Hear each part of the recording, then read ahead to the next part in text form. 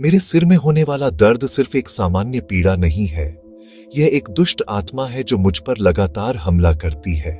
बिना किसी चेतावनी के, बिना किसी दया के, वह अचानक प्रकट होता है, जैसे किसी ने बर्फीले चाकू से मेरी आंख के ठीक पीछे वार किया हो। मैंने अनगिनत डॉक्टरों को दिखाया है, दर्जनों दवाएं खाई हैं, लेकिन यह दानव उन सभी पर हंसता है। माइग्रेन की दवाएं, तनाव रोधी गोलियां, यहां तक कि मिर्गी की दवाएं भी उसे रोक नहीं पाती। ये एक छोटा शैतान है जिसके हाथ में एक बर्फीला टुकड़ा है और वह मेरी आंखों में उसे गुस्सा रहा है। जब वह हमला करता है तो मेरी आंखें पानी से भर जाती हैं और नाक बहने लगती है, जिससे मैं कुछ भी देख नहीं पाता। एक बार कार चलाते समय उसने मुझ पर हमला किया। मेरी आंखों के सामने अंधेरा छा गया और मैं एक खड़ी कार से टकरा गया। मुझ पर मुकदमा दायर हुआ, लेकिन यह मेरी गलती नहीं थी। उस राक्षस ने मेरी दृष्टि छीन ली थी। एक बार काम पर भी ऐसा ही हुआ और मैं दर्द से चिल्ला पड़ा। सबको लगा कि मैं पागल हो गया हूं। कोई मेरी पीड़ा को नहीं समझता।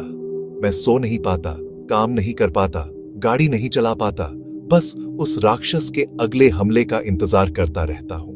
मैंने सब कुछ करने की कोशिश की, योग, ध्यान, हर तरह की दर्द निवारक दवाएं। मैंने यहां तक कि मारिजुआना और हेरोइन जैसे नशीले पदार्थों का भी सहारा लिया, ये सोचकर कि शायद वे उसे शांत कर दें, लेकिन वह दानव सिर्फ मुझ पर हंसता रहा। एक बार मैं पैकेट के साथ पकड़ा गया और मेरे माता पिता को लगा कि मैं एक अपराधी हूं। उन्हें नहीं पता कि मैं एक अदृश्य दुश्मन से लड़ रहा हूं, एक ऐसा राक्षस जो मेरे अंदर रहता है और मुझे हर पल सताता है। वह मेरा पीछा कर रहा है, हमेशा से। सबसे बुरा तो उसका इंतजार करना है। वह कब आएगा, कहां से आएगा, मुझे नहीं पता।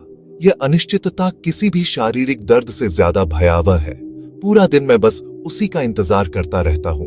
कभी कभी वह आता है और मुझे पीड़ा देता है, और कभी कभी वह नहीं आता, जैसे कि वह मेरे डर का मजा ले रहा हो। यह बिल्कुल भी ठीक नहीं है। मैंने इस तरह की जिंदगी नहीं मांगी थी। एक डॉक्टर ने इसे बर्फ जैसा सिर दर्द कहा था, और यह बिल्कुल वैसा ही लगता है।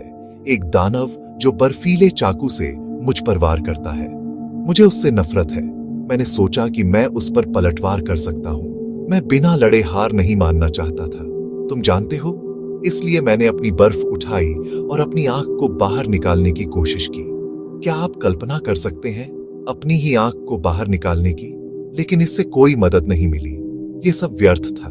मुझे नहीं पता कि अब क्या करूं। आत्महत्या?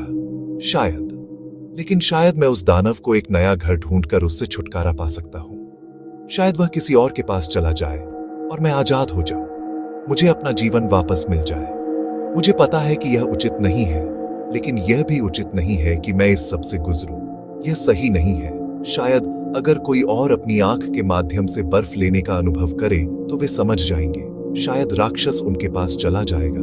वैसे भी शायद यही वजह है कि आप यहां हैं। मुझे अफसोस है, सच में मुझे है, लेकिन मुझे नहीं पता कि और क्या करूं। कृपया संघर्ष करना बंद कर दें।